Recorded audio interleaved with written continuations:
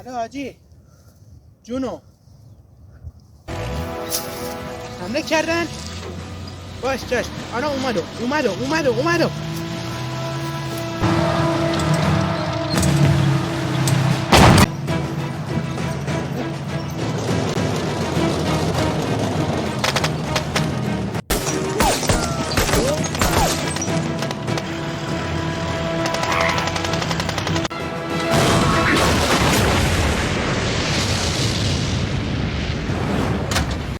حالا من چیکار کنی؟